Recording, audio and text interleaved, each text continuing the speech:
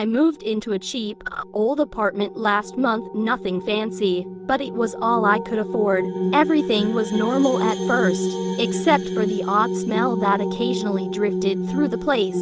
It was faint, almost like something damp or decaying, but it always seemed to vanish before I could locate the source. One night, I woke up to the sound of footsteps in the hallway. I froze, my heart pounding. I lived alone, grabbing my phone for light.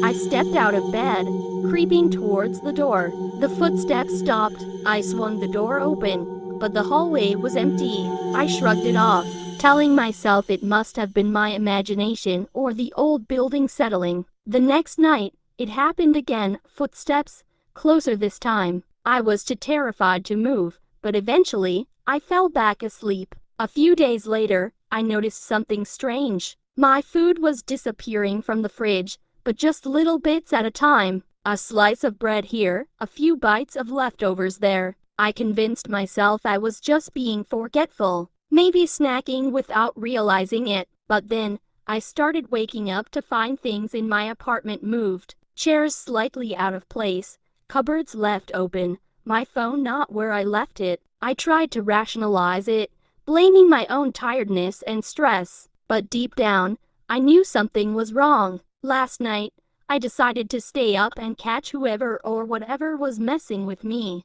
I sat in the dark, phone in hand, waiting. At a.m., I heard it, the soft creak of a door opening. But it wasn't the front door, it was the closet in my bedroom. My blood ran cold as I turned on the light. The closet door was open just a crack. I hadn't touched it in days. I stared at the door, barely breathing. Then, I saw it, a pair of eyes, wide and frantic, staring back at me from the darkness of the closet. I bolted from the apartment. Not looking back, the police found a man living in a hidden crawl space behind the closet. He'd been there for months, sneaking out at night while I slept to take my food and move around the apartment. He was taken away, but I can't shake the feeling that I'm still being watched. I'm moving out tomorrow, but I'll never forget the sight of those eyes staring at me from the dark.